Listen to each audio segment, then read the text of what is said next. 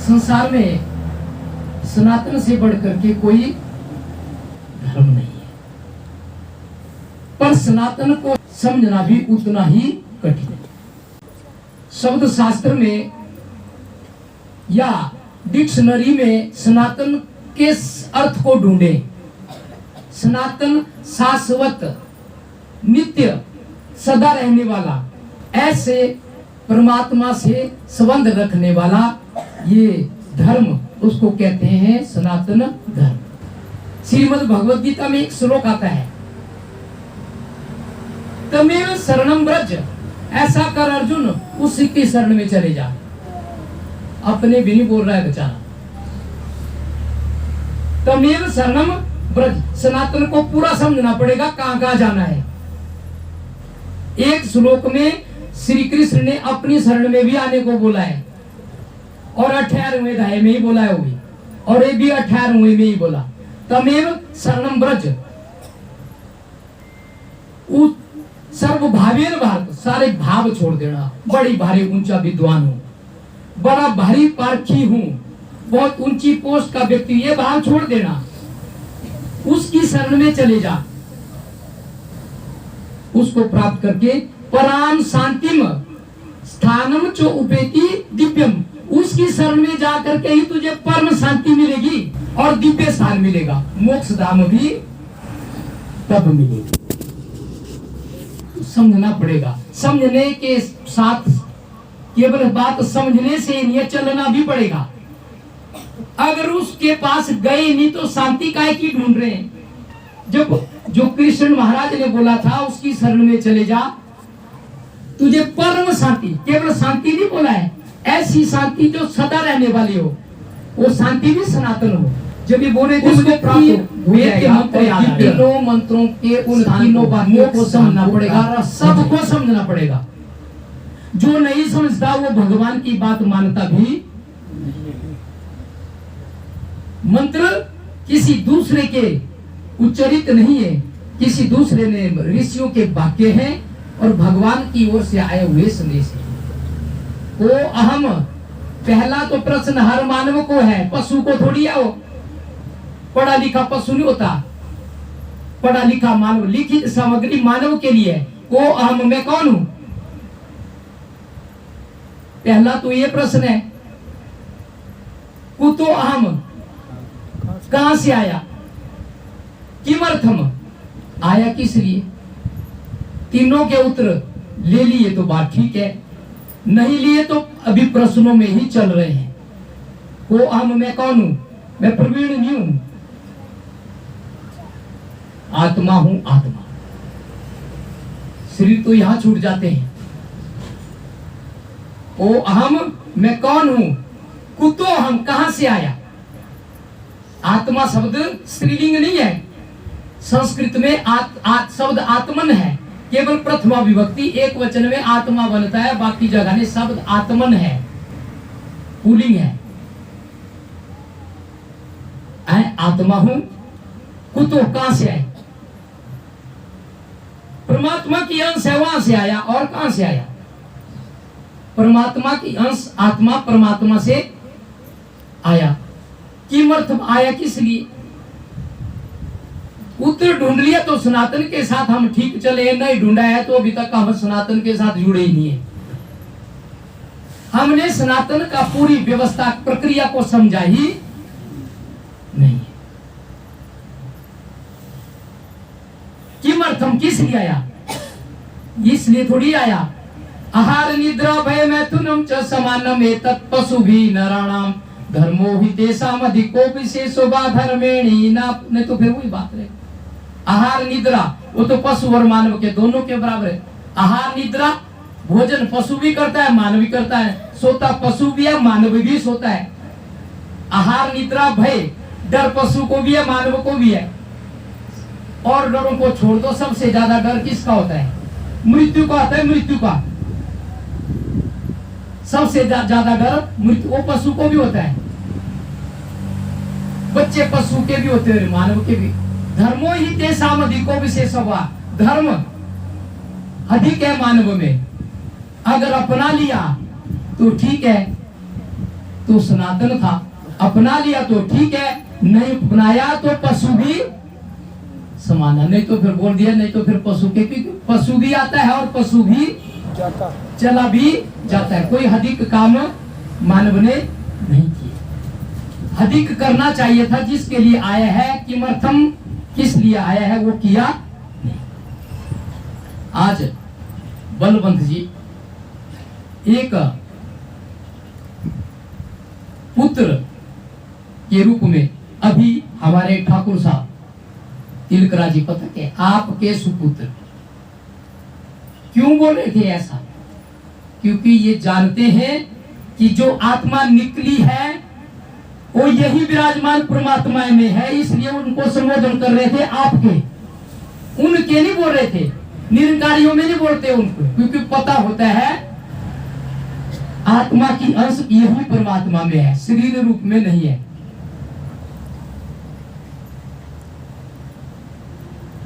एक श्लोक श्रीमद् भगवद गीता में आता है, वो क्या है कि भाई ये जो शरीर है ये पहले भी नहीं थे, केवल थोड़ी देर के लिए बीच में आते हैं और बाद में फिर चले जाते हैं। शरीर की अवस्था थोड़ी देर, पहले भी आत्माएं बीच में शरीर रूप में आए और फिर आत्माओं के रूप में फिर चले जाते हैं। पर मोक्ष जरूरी होता है। बहुत आजकल यहाँ गरुड़ पुराण की चर्चा चली और होनी भी चाहिए, वो है भी जरूरी, पर वो हमारे लिए है। आप एक परंपरा को निभा रहे हैं। गरुड़ पुराण के 10वें अध्याय में लास्ट जैसे में 2-3 श्लोक हैं। 10वां अध्याय में ज्ञानी न नित्य मुक्त स्वरूपानुभवेन, के ज्ञानी हमेशा के लिए मुक्त हो जाता है, हमेशा के लिए मोक्ष को प्राप्त हो जाता है। पर कारण बताया वहां पर क्यों होता है? स्वरूपानुभवेन, क्योंकि उसने अपने स्वरूप का अनुभव कर लिया होता है, परमात्मा के रूप का अनुभव कर लिया होता है, इसलिए होता है मुक्त। मोक्ष सबको नहीं मिलता है, मोक्ष उसी को मिलता है जिसने परमात्मा के स्वरूप का अनुभव कर लिया। वहां लिखा है कि ज्ञानी तो मुक्त होता है, ज्ञानी को किसी दूसरे, किसी वस्तु की, किसी कर्म की इच्छा भी नहीं रहती। ज्ञानी ना नित्य मुक्त स्वरूपानुभवेन अतः ते ना पिंडादि नाम कांक्षिणा, इसलिए ज्ञानी महात्मा पिंडादियों के इच्छुक भी नहीं होते हैं। ब्रह्म ज्ञानी पिंडादियों के इच्छुक भी नहीं होते हैं। और उससे अगले ही श्लोक में लिखा है अतः तेषाम ना पिंडादि आचरेत, ना, इसलिए उनके लिए न पिंडादि का आचरण करना चाहिए, ना ही तर्पण आदि के लिए लिखा हुआ है, क्योंकि वो मुक्त हो गया होता है। मुक्ति जिस लिए ये सब किया जाता है वो उसने जीते जी कर लिया होता है।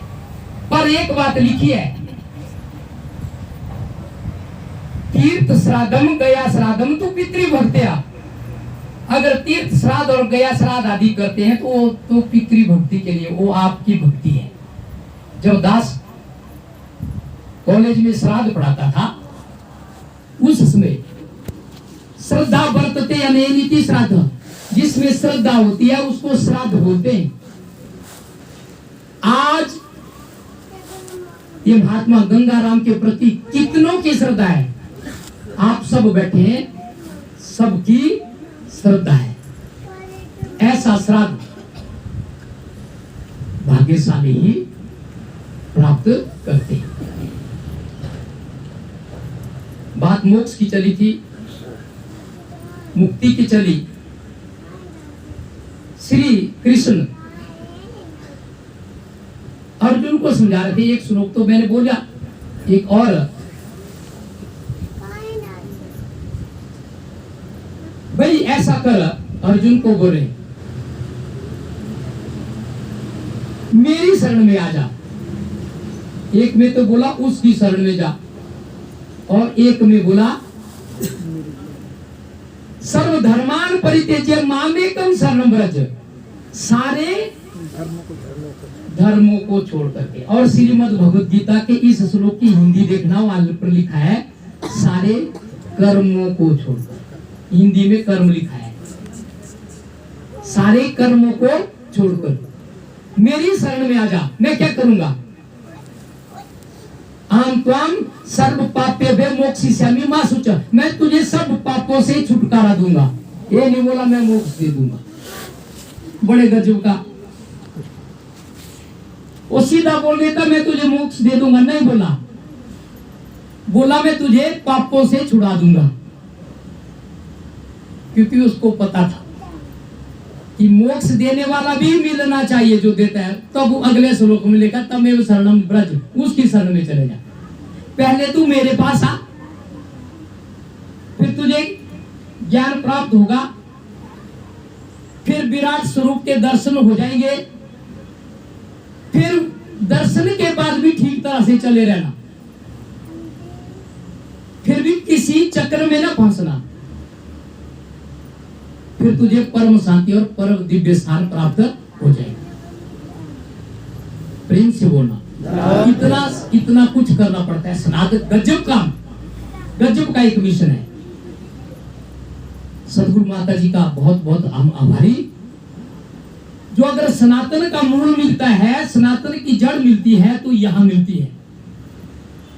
आपने 3 मंत्र बोले थे, ध्यान मूलम गुरु मूर्ति, पूजा मूलम गुरु पदम, मंत्र मूलम गुरु वाक्यम, मोक्ष मूलम गुरु गुरु। ये तीनों मंत्र शिव ने पार्वती को बोले थे। जब ध्यान अवस्था में, कभी भी देखना शिव को ध्यान की ही अवस्था में होते हैं, किसी भी चित्र में देखना। पार्वती ने पूछा कमाल और धांगनी, मेरे को पता नहीं है ध्यान किसका कर रहे हैं आप, आपको तो 3 लोग भगवान मानते हैं। तब उत्तर में आया था पार्वती ध्यान मूलम गुरु मूर्ति। पार्वती ध्यान की योग्य तो संसार में गुरु की मूर्ति होती है। पूजा मूलम गुरु पदम, पूजा के योग्य तो संसार में गुरु के चरण होते हैं। श्रेष्ठ मंत्र गुरु का वाक्य। मोक्ष मूलम गुरु कृपा, है पार्वती मोक्ष का मूल और जगह नहीं मिलता है। मोक्ष का मूल तो गुरु के, मोक्ष मूलम गुरु कृपा, गुरु की कृपा है तो मोक्ष है, नहीं है तो फिर कैसे ढूंढ रहे हैं? उत्तर नहीं दे रहे हैं। फिर भी हम अगर मोक्ष को कहीं दूसरी जगह ढूंढ रहे हो, तो फिर मुझे लगता है हम पूरी तरह से सनातन को अभी तक हमने समझा ही। 6 दर्शन है, 6 वैसे तो 9 है, 3 नास्तिक हैं और 6 आस्तिक हैं। देखना बोला उनका क्रम भी देखना, गजब की बात अब भी नहीं समझ में आ रहा है। न्याय वैशेषिक सांख्य योग, पूर्व मीमांसा उत्तर मीमांसा, या कर्म मीमांसा है ज्ञान मीमांसा। ये संसार गतिशील है, प्रगतिशील है, विकासशील है। विकास हो रहा है संसार में, हर पल हर समय विकास हो रहा है। पर यहां दर्शन में और भक्ति में क्यों नहीं हो रहा है? ज्ञान में क्यों नहीं हो रहा है? क्योंकि हम कहीं बंधे हुए हैं, हम कहीं फंसे हुए हैं।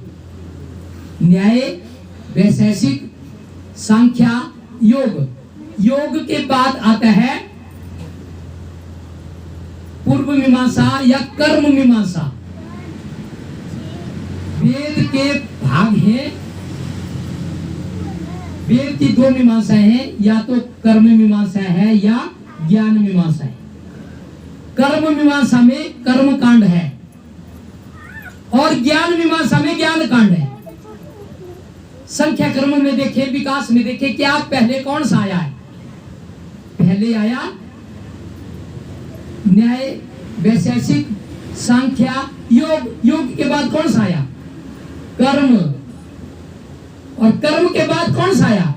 इसका मतलब कर्म मीमांसा में भी विकास हुआ और ज्ञान मीमांसा आई बाद में। श्रेष्ठता किसकी आ गई? ज्ञान की आई। कुछ विकास हुआ तो ज्ञान आ गया। जब ज्ञान आ गया,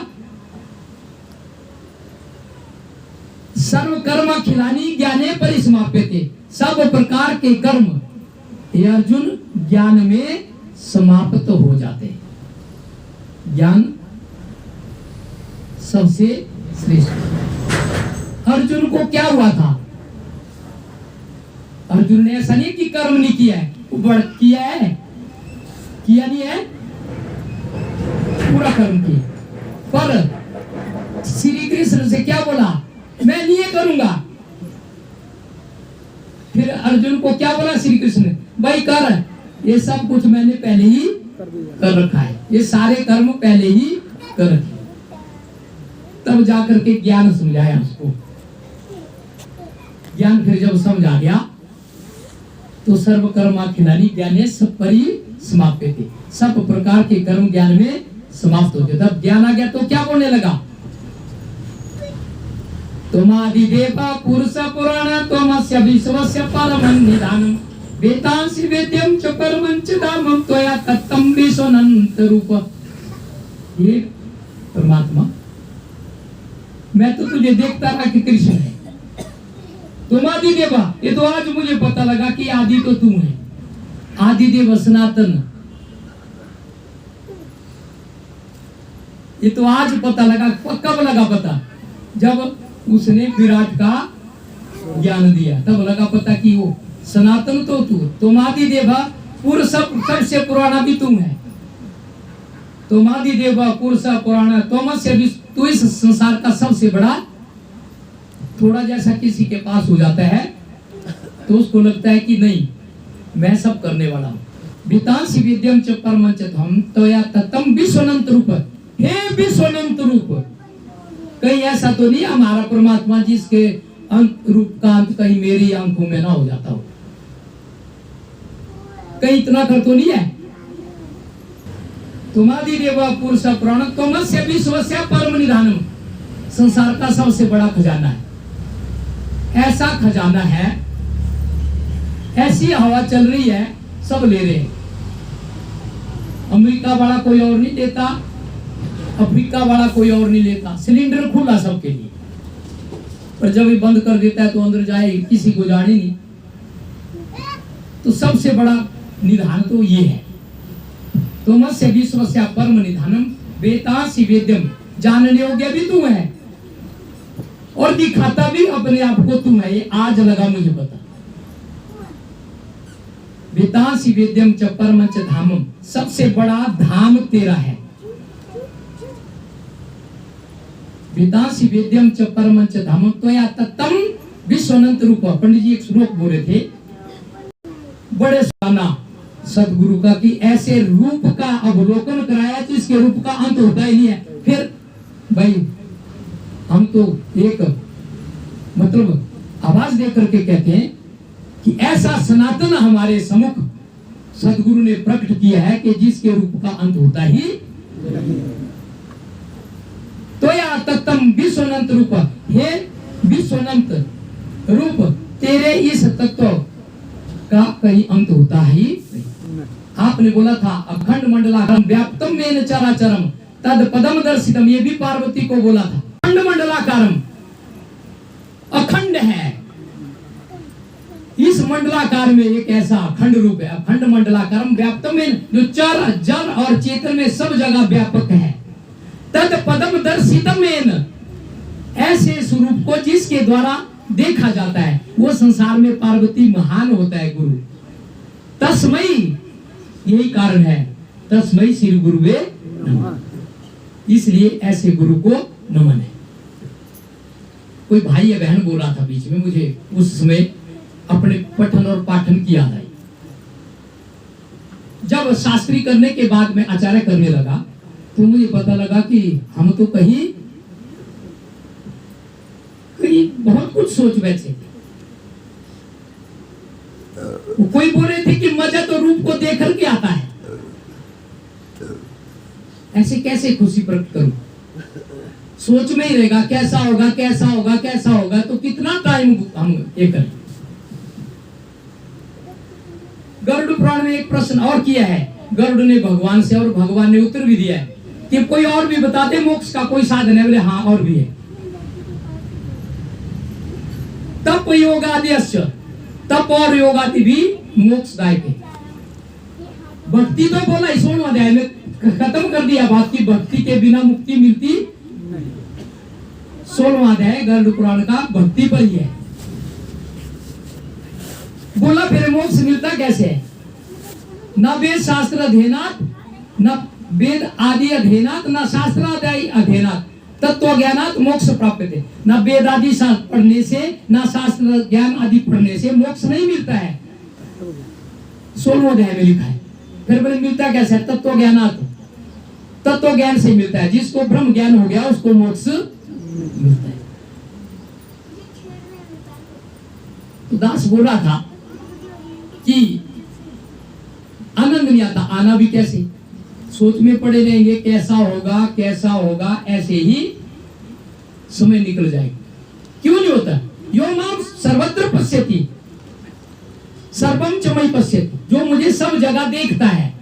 अर्जुन श्री कृष्ण अर्जुन को बोले जो मुझे सब जगह देखता है। तो सब जगह देखना पड़ेगा भाई। दिखाता गुरु है, गुरु के बिना मिलता। मैंने बोला था कि भाई मोक्ष के लिए गरुड़ पुराण में दो बातें लिखी है कि तप और योग से भी मिलता है। और बोल दिया शुक्रा संसरती नाम मद भक्ति, मेरी भक्ति ही सरल है। क्यों? 88 हजार वर्ष किया था तप और योग। आज 88 वर्ष नहीं होती उम्र, कैसे पूरा करना हो? कैसे पूरा करेंगे? आज 88 वर्ष नहीं होती, 80 के चले गए महात्मा। तो इतनी उम्र किसकी होगी? तो तब गरुड़ पुराण ने ठीक स्पष्ट किया कि शुक्राम मम भक्ति, मेरी भक्ति संसार में विचरण करने वालों के लिए सबसे अच्छा उपाय है मोक्ष का, बाकी कोई दूसरा उपाय है नहीं। तो आनंद कब आता है भक्ति का? जब सम्मुख आंखों के सामने परमात्मा के स्वरूप का अवलोकन होता है। अभी बोल रहे थे महात्मा, आप बोल रहे थे श्रद्धा वाले लभते ज्ञानम, जिसको श्रद्धा होती है ज्ञान वही प्राप्त करता है, जिसको श्रद्धा नहीं होती है बिना ज्ञान से संसार से चला जाता है। और ज्ञान भी ब्रह्म ज्ञान की बात होती है। प्रेम से बोलना, एक प्रसंग याद आ गया। बोलते हैं ना उत्तरायण में अगर शरीर छोड़े तो इस आधी बातें पढ़ते, पूरी नहीं पढ़ते। उत्तरायण में यदि शरीर को छोड़े तो ब्रह्म को प्राप्त होता है, बोलते हैं ऐसा। लेकिन उस श्लोक का मैं एक ही लाइन बोलूंगा, पता क्या लिखा है वहां पर? तत्र प्रयाता गच्छन्ति ब्रह्म ब्रह्म विदो जनाः। ऐसे समय में गए हुए मानव ब्रह्म को प्राप्त होते हैं। परंतु पता क्या लिखा? ब्रह्म विदो जना, ब्रह्म को जानने वाले। आधी बात तो पढ़ ली है पर आधी नहीं देखी है। प्रेम से बोलना, वो लिख दिया उन्होंने, ये तो शुरू में लिख दिया तत्र प्रयाता गच्छन्ति ब्रह्म। ऐसे समय में गया हुआ व्यक्ति ब्रह्म को प्राप्त होते हैं। परंतु अगली लाइन में क्या लिखा? ब्रह्म विदो जना। परंतु परमात्मा का जानकार होना चाहिए तब जाते हैं। अगर परमात्मा का जानकारी नहीं तो ऐसे ही थोड़ी चले जाएंगे। भाई ये सनातन को समझना, इसकी शर्तों को समझना पड़ेगा, तब जाकर के कई बात बनती है। तो मैंने बोला गुरुजी ज्ञाता ज्ञान और ज्ञेय, ध्याता ध्यान और ध्येय। बोले तो ज्ञाता होना चाहिए, दूसरा ज्ञान होना चाहिए, ठीक। जानकार परमात्मा की जानकारी भी हो, पूरी अधूरी ना हो कहीं। इस श्लोक मैंने इसलिए बोला था ना कि तत्र प्रयाता गच्छन्ति ब्रह्म ब्रह्मविद। ज्ञान भी होना चाहिए परंतु परमात्मा का होना चाहिए, कई शास्त्रों का ही ना हो, कहीं कोई और ही ज्ञान ना हो, कई दर्शनों का ही ज्ञान ना हो। ब्रह्मविद होना चाहिए, ब्रह्म का ज्ञान होना चाहिए। एक तो ज्ञाता होना चाहिए अर्थात इच्छा भी हो किसी की, फिर गुरु भी ऐसा मिले पूरा कि जो ब्रह्मविद बना दे, और ज्ञाता ज्ञान और ज्ञेय जिसकी बात कर रहे हैं, जिसको प्राप्त करना है वो भी आपके सामने ही होना चाहिए। बोले यार बेटा मेरे को बोला, तो मेरे को अकेले को आया समझ, क्योंकि मेरे ज्ञान बड़े छोटे हो गया था। ध्याता ध्यान और ध्येय, पहले तो ध्याता होना चाहिए, फिर ध्यान भी पक्का होना चाहिए, ध्येय जिसका ध्यान करना है वो भी सामने होना चाहिए। तो मुझे लगा कि त्रिपुटी तो निरंकारियों के पास है, जिसका सिमरण करना है वो सामने खड़ा कर दिया, भी अब करता जा सिमरण, इसके हवाले कर दिया। अब तेरा और इसका हिसाब, तब वो श्लोक पूरा होता है ना, कौन सा, वही जो बोला था तमेव शरणं व्रज, उसकी शरण में चले जा। अपनी से हटाया और निरंकार की शरण में लगा दिया, विराट की शरण में लगा दिया, उसकी शरण में चले जा। वो तुझे क्या करेंगे, परम शांति परम स्थानम च दिव्यम उपेति, उसको प्राप्त करा देंगे। पहले अपने बुलाया, फिर वहां लगा दिया। तो सनातन तो ये बोलता है कि दोनों की प्राप्ति होनी चाहिए। वेद शास्त्रों में निरंकार की बात आई है।